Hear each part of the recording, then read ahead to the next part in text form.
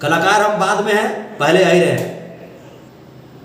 अपनी बहन, बेटी, माँ, किसी को बेच सकते हो यार पैसे पे। आप पैसे के लिए कुछ भी कर लेगा दिनेश लाल यादव। शर्म नहीं आती भैया आपको? अरे यार मैं किसको भैया बोल दिया यार। हमारे और दिनेश लाल यादव के बीच जो मैटर जो हो रहा है, जो चल रहा है, उस पर जो लोग रोटी सेकने का जो अगर काज करेगा ना, तो बढ़िया से कर देंगे। दिनेश लाल यादव को रगड़ के भी दिनेश लाल यादव को याद दिलाएंगे। एक मामले में मेरी औकात है जहां पे तुम जीरो साबित हो जाते हो, झंडी साबित हो जाते हो तुम। खेसारी लाल यादव, प्रमोद प्रेमी, तूफान लाल यादव, टुनटुन यादव, अवधेश प्रेमी, संतोष रेणु, किसके बदौलत स्टार है? अहीरों के बदौलत। ये मगध सम्राट लाइव यूट्यूब चैनल है और इसको आप लोग सब्सक्राइब कर लीजिएगा। हरे महादेव मित्रों, राधे राधे, जय श्री कृष्णा। और आज ये वीडियो यूट्यूब पे बनाना मेरी मजबूरी बन गई है, क्योंकि जैसा कि आप सब देखे होंगे आज कि मेरा जो ऑफिशियल जो फेसबुक पेज है संतोष रेणु ऑफिशियल, उस पे कुछ जो ऊपर के जो लोग हैं उनके कुछ टेढ़ी निगाहें हो गई हैं। उनको ऐसा लगता है कि संतोष रेणु को ऐसा करके चुप कर लेंगे, तो उनको ये भी सोचना चाहिए कि आखिर संतोष रेणु यादव ऐसा बोलता क्यों है। अगर संतोष रेणु यादव ऐसा बोलता है तो उसके पीछे कुछ न कुछ रीजन तो जरूर होगा। जी हाँ, मैं बात कर रहा हूँ बड़े भैया दिनेश लाल यादव जी की। साथियों, पिछले दिनों, आज के 2 दिन पहले, मैं चंदौली मनराजपुर की रहने वाली मृतक बहन निशा यादव जी के परिजनों से मिलने उनके घर गया था। और घर जाने के बाद वो चीज़ें, वो सच्चाई सामने मैंने पाया जो गोदी मीडिया के द्वारा नहीं दिखाया गया था और आप सबों से छुपाया गया था। सच्चाई ये कि बहन निशा यादव की जो हत्या है वो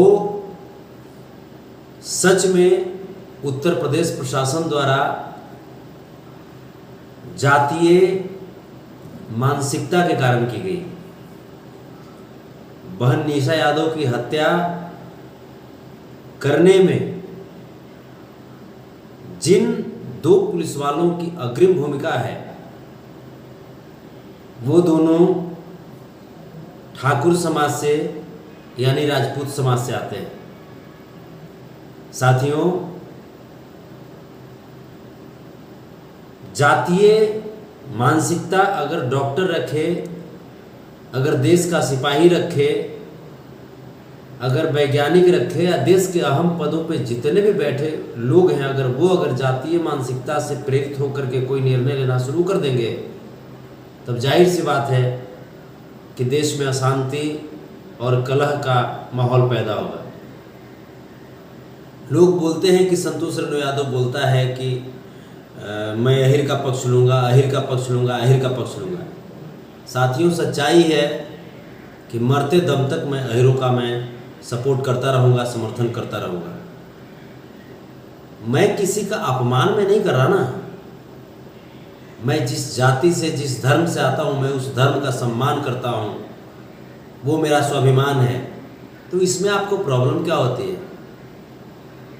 आप भी अपने जाति, अपने धर्म का बड़ाई कीजिए ना, लेकिन आप अपने जाति, अपने धर्म के बारे में सोचें,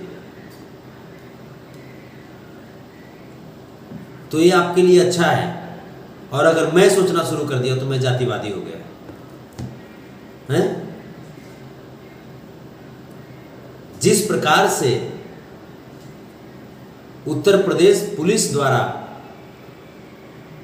बेल्ट से पीट पीट करके बहन निशा यादव की हत्या की गई, क्या यही हत्या अगर किसी राजपूत बिरादरी की लड़की का हुआ होता और करने वाले अगर ऑफिसर्स अगर यादव होते तो क्या राजपूत भाई लोग चुपचाप बैठ जाते? मैं पूछना चाहता हूं मैं, क्या राजपूत भाई लोग वहां पे हंगामा नहीं करते? क्या राजपूत भाई लोग इंसाफ नहीं मांगते? तो हत्यारा जब ठाकुर समाज से आता है तो मैं बोलूं किसको? मैं तो बोलूंगा ना।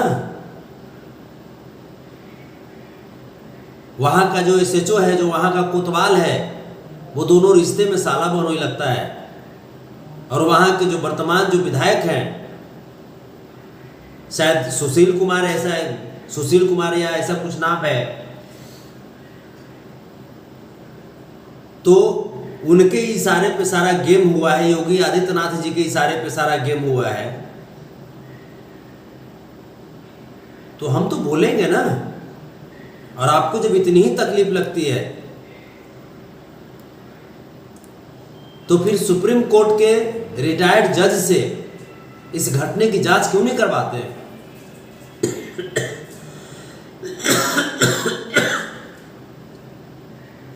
वहां की वास्तविक स्थिति यह है कि बहन निशा यादव की हत्या करके ये तमाम पुलिस वाले साक्ष्य को छिपाने के लिए बहन निशा यादव की मृत शरीर को उनके ही घर में पंखे में लटका दिए ताकि ये प्रतीत हो जाए, कानून में मान ले कि बहन निशा यादव की हत्या नहीं बल्कि आत्महत्या की है। बाहर है उत्तर प्रदेश की पुलिस चूड़ी पहन करके ना चौक चौराहे पे बैठ जाना चाहिए। जिस माँ बहन, जिस समाज की रक्षा करने के लिए वर्दी पहनी ना आपने, आप वो तो काम कर नहीं रहे। आप कर क्या रहे हैं? वर्दी पहन करके, जातीय मानसिकता से प्रेरित होकर के उसी मां बहन बेटियों की आप भक्षण करना शुरू कर दिए हैं।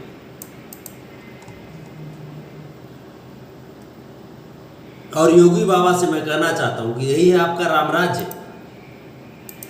आपका रामराज्य यही है जहां पे बेटियों की हर पल शोषण की जा रही है, जहां पे बेटियों की हत्या की जा रही है, बेटियों का गला दबाया जा रहा है, बेटियों को फांसी पर लटकाया जा रहा है, उसमें भी पुलिस के द्वारा। इसी को रामराज्य बोलते हैं क्या?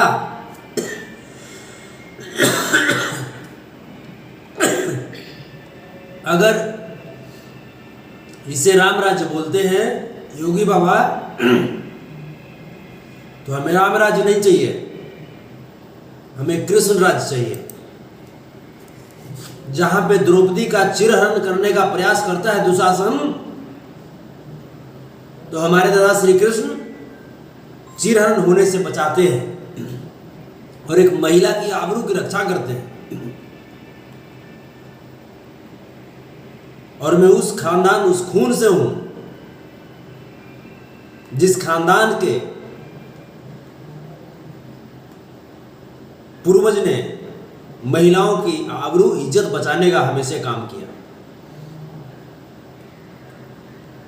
रही बात, मैं एक लाइव में मैं बोल रहा था बड़े भाई साहब दिनेश लाल यादव जी को। मुझे भी पता है कि दिनेश लाल यादव जी एक यादव समाज से आते हैं, मुझे भी पता है। लेकिन भाई साहब तकलीफ तो होगी ना। हम उम्मीद दिनेश लाल यादव के पार्टी में बैठे दूसरे जाति के नेताओं से नहीं लगा सकते ना। हम दिनेश लाल यादव के पार्टी के जो मुख्यमंत्री हैं योगी आदित्यनाथ जी, हम उनसे हक के साथ बात नहीं कर सकते। वहां पे जो राजपूत समाज के जो ऑफिसर्स हैं, हम उनसे हक के साथ बात नहीं कर सकते। मेरा हक किस पे जाएगा? जो मेरे घर का होगा, जो ऐसा लगेगा कि मेरे घर का है। और दिनेश लाल यादव को मैं अपने घर का मैं मानता था उस वक्त तक मैं मानता था सबसे पहली चीज कि उन्होंने अखिलेश यादव जी के खिलाफ चुनाव लड़ने का काम किया। उस वक्त तक मुझे लगा कि चलो भाई ये पॉलिटिकल चीजें हैं, बाप बेटे में चुनाव होता है। वहां तक मैं चुप रहा। लेकिन यार आप बहनों और बेटियों की इज्जत लूटी जा रही है, आबरू लूटी जा रही है, और वहां पे आप राजनीति करो यार। बहन बेटी की इज्जत से बढ़कर के आपको सत्ता लग रहा है। सत्ता का लालच मन में इतना घुस गया कि बहन बेटी की आबरू लूटी जा रही है, और वहां पे बैठ करके आप मलाई खाने की बात करते हो, चापलूसी करते हो, तलवे चाटते हो। तो ये अहिर का काम तो नहीं होता है। अहिर ऐसा नहीं होता है। तो फिर शक तो मुझे होगा ना, किसका मतलब कि आप अहिर नहीं हो। और फिर तो हम अहिरों का पक्ष लेते रहेंगे, अहिरों का हम पक्ष लेते रहेंगे। अब इसके लिए आप मुझे गला काट दो, जान मार दो, या जितनी साजिश करनी हो करो, लेकिन हम तो भाई अहिरों के लिए हम लड़ते रहेंगे। जिसको जो करना है करो, मैं सबका सम्मान करूंगा, लेकिन एक दायरे तक। हमारी बहन बेटी की इज्जत लूटी जाएगी। दिनेश लाल यादव जी उस समय कहां चले गए थे? हैं? रितेश पांडे का बर्थडे होता है तो उस समय छुट्टी मिलता है तुमको बर्थडे मनाने के लिए, केक काटने के लिए? हैं? दिनेश लाल यादव अगर आज इतना बड़ा स्टार है तो किसके बदौलत है? अहिरों के बदौलत है। खेसारी लाल यादव, प्रमोद प्रेमी, तूफान लाल यादव, टुनटुन यादव, अवधेश प्रेमी, संतोष रेणु, किसके बदौलत स्टार है? अहिरों के बदौलत।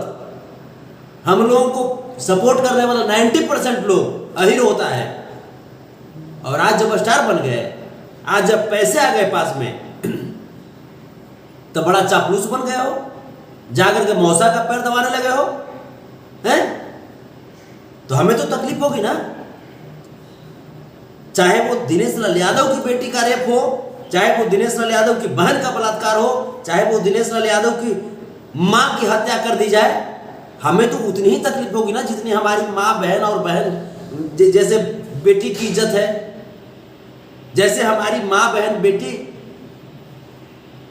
के कष्ट में जाने पे हमें जितना तकलीफ होता है उतनी ही तकलीफ होगी ना। तो बहन निशा यादव भी तो यादव थी।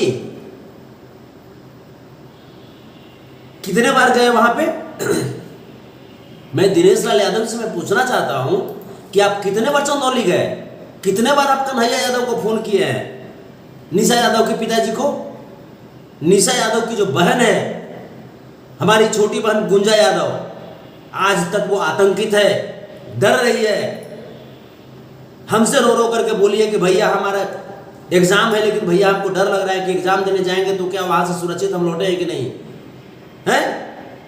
हम अपनी बहन को हम इतना भरोसा नहीं दिला सकते कि हाँ बहन तुम सुरक्षित हो, तो वैसा भाई रहने से क्या फायदा है?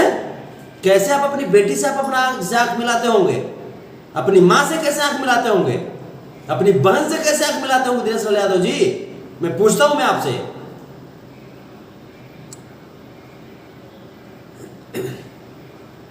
अपनी बेटी, अपनी बहन, अपनी मां से कैसे आंख मिलाते होंगे? उनको आप कैसे भरोसा दीजिएगा कि जब उन पे जब कोई आफत आएगा तो आप खड़ा रहेंगे? हैं? मैं पूछना चाहता हूं मैं आपसे। पटना से 400 किलोमीटर, 350 किलोमीटर की यात्रा तय करके संतोष रेणु यादव चंदौली जाता है। क्या है हमारे पास? आपकी तरह मैं अरबपति हूं क्या, या खरबपति हूं आपकी तरह? आपकी जितना मेरे पास पैसा तो नहीं है ना। आपके यहाँ जो स्टाफ रहता है उतना भी मेरी औकात नहीं होगी पैसे के मामले में। लेकिन हाँ, एक मामले में मेरी औकात है जहां पे तुम जीरो साबित हो जाते हो, झंडी साबित हो जाते हो। तुम पता है किस मामले में? इंसानियत के मामले में। तेरे जैसे तलवा चाटने वाला संतोष रेणु यादव नहीं है। और सत्ता का सुख के लिए संतोष रेणु यादव अपनी बहन बेटियों की इज्जत के साथ नहीं खेलता है, और अपनी बहन बेटियों की इज्जत को नजरअंदाज नहीं करता है। इस मामले में तो हूं भाई मैं तेरे से आगे, और मैं रहूंगा जीवन भर तेरे से आगे, क्योंकि तू सुपरस्टार हो गया ना। सुपरस्टार हो गया है, अंधा हो गया है तू। लेकिन हमें आपकी भी बेटी का फिक्र है, आपकी भी बहन का फिक्र है, आपकी भी मां का फिक्र है। आप रहो पैसे की मद में, आप चूर रहो। जिस तरह की घटना में आप चुप हो ना दिनेश भैया, हमें ऐसा लगता है कि आपके घर के अभी अगर महिलाओं के साथ अगर ऐसी बातें आएंगी ना, उस वक्त भी आप ऐसे ही चुप रहोगे। आप मौगा हो गए हो, मौगा। मौगा जानते हो किसको बोलते हैं? आप मौगा बन गए हो। गाली गलौज तो नहीं कर सकते हुआ। जैसे कल वाले लाइव में तो गुस्सा में हम थे, बहुत भावनात्मक दृष्टिकोण से हम आ गए थे। खुद भी जैसे रोना आ रहा था, रो भी गए थे लाइव में, बर्दाश्त नहीं हो रहा था आंख से आंसू। लेकिन अब रोऊंगा नहीं, क्योंकि आपके जैसे लोगों को हमारे लाइफ से कोई फर्क नहीं पड़ता है। आप पैसा पैसा यार, पैसा पे कुछ भी बेच सकते हो यार। अपना जमीन बेच दोगे आप, कुछ भी बेच दोगे यार पैसा पे। अपनी बहन, बेटी, मां, किसी को बेच सकते हो यार पैसे पे। आप पैसे के लिए कुछ भी कर लेगा दिनेश लाल यादव। शर्म नहीं आती भैया आपको? अरे यार, मैं किसको भैया बोल दिया यार? भाई शर्म नहीं आती आपको?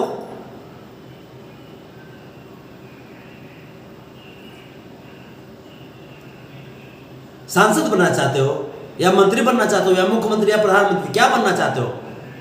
बेटी की इज्जत बेच करके, बहन की इज्जत बेच करके ये पद ज्यादा अच्छा लगता है ना, तो करो आप, कोई बात नहीं। आप पद के पीछे भागो और हम प्रतिष्ठा के पीछे भागेंगे। और सिर्फ हम नहीं भागेंगे, हमारे जितने भी जो यादव समाज के जो लोग हैं, और कोई लोग आपको लग रहा है मैं अपनी जाति, मैं अपनी कुल खानदान के लिए मैं लड़ रहा हूं, आपको लग रहा है कि मैं जातिवादी हूं? मैं किसी का विरोध तो नहीं कर रहा ना, मैं किसी का अवहेलना तो नहीं कर रहा ना, मैं किसी की शिकायत तो नहीं कर रहा ना। अब वो ऑफिसर सब राजपूत है तो है, ये तो राजपूत के संस्कार में कोट है ना भाई। आप किस संस्कार में पैदा लेते हैं, आपके वंश, आपके खानदान का क्या संस्कार होता है कि जाकर के बहन बेटियों की इज्जत के साथ खेल रहा है वो, तो ये आपकी प्रॉब्लम है ना। जहां तक बात है योगी आदित्यनाथ की, तो मैं तो बोलूंगा ना योगी आदित्यनाथ को, क्योंकि सत्ता से ही सवाल होती है ना। अगर सत्ता में अगर अखिलेश यादव होते तो उनसे मैं सवाल करता, अगर सत्ता में मायावती बहन होती तो उनसे मैं सवाल करता। जो सत्ता में रहेगा, जो सिंहासन पे बैठेगा, जिसके हाथ में पूरा कंट्रोल है सूबे का, मैं तो सवाल करूंगा ना उससे, तो तकलीफ नहीं होनी चाहिए। और रही बात हमारे और दिनेश लाल यादव के बीच जो मैटर जो हो रहा है, जो चल रहा है, उस पर जो लोग रोटी सेकने का जो अगर काज करेगा ना, तो बढ़िया से कर देंगे। रोटी मत सेको, ठीक है? दिनेश लाल यादव को रगड़ के भी दिनेश लाल यादव को याद दिलाएंगे कि आप एक यादव हो, और यादव की आबरू, यादव की इज्जत की रक्षा के लिए आपको आगे आना होगा। क्योंकि अगर आज आप सुपरस्टार हो तो 90% आपके सुपरस्टार बनने में यादवों का योगदान है। और अगर नहीं योगदान है तो सामने से आकर के बोल दो कि नहीं योगदान है, मान लेंगे हम। अरे यार, आज से भी अगर यादव अगर नजर से गिरा दिया था यार, तो कोई तुमको पूछने वाला नहीं मिलेगा। या जितने भी जो यादव के कलाकार हैं, घमंड अगर चढ़ गया है ना, अगर आज से अगर यादव लोग अगर नजर से गिरा दे तुमको, तो कोई पूछने वाला नहीं मिलेगा। एक गिलास पानी के लिए कोई नहीं पूछेगा तुमको, बैठने नहीं देगा तुमको। बड़का सुपरस्टार बन गए हो तुम लोग, हैं? सुपरस्टार बन गए हो, इज्जतदार हो गए हो बहुत बड़ा, आज स्टारडम चढ़ गया है। और हम बोलते हैं तो जाकर के हमारे फेसबुक पेज पर मैंने अथिये कर देते हो कि उस पर मैंने संतोष रनू लाइव कम आवे है। ये मगध सम्राट लाइव यूट्यूब चैनल है, और इसको आप लोग सब्सक्राइब कर लीजिएगा। काहे से कि अगर ओकरा पर अगर मारेगा स्ट्राइक, चाहे कुछ करेगा डिस्टर्ब, तो एकरा पर हम आवेंगे। अभी तो एकरे पर आवेंगे लगातार, ये चलते कि ओकरा पर जिससे नहीं आ सकते हैं, ओकरा पर आवेंगे तो ऐसा सिस्टम हो गया है कि आप लोग तक पहुंचवे नहीं करेगा। हमारी आवाज को दबाने की कोशिश की जा रही है। 28 तारीख को फिर आ रहे हैं हम चंदौली में, 28 तारीख को फिर पहुंच रहे चंदौली में। ठीक है, बड़ा भाई अगर मौगा निकल गया ना तो घर का पूरे खानदान, पूरा परिवार मौगा नहीं बन जाता है। और दिनेश लाल यादव आप चापलूसी करो, चाटुकारिता करो, जाकर के तलवा चाटो, ठीक है। अहिर का लड़ाई हम लड़ेंगे समस्त अहिरों के साथ में मिलकर के, दादा श्री कृष्ण के आशीर्वाद के बदौलत। और जरूरत पड़ी ना, आप भी जब मुसीबत में पड़ोगे ना तो आपकी भी लड़ाई लड़ेंगे, क्योंकि हम अहिर हैं और ईमान से और हृदय से, स्वाभिमान से अहिर हैं। कलाकार हम बाद में हैं, पहले अहिर हैं। अगर इतनी से भी अगर शर्म आई होगी तो कन्हैया यादव से मुलाकात कीजिए जाकर के चंदौली में, और बहन निशा यादव की चीखती हुई आत्मा को इंसाफ दिलाइए। बहन निशा यादव चीख चीख करके कह रही है कि कोई अहिर है जो मुझे इंसाफ दिला दे, इंसाफ दिलाइए।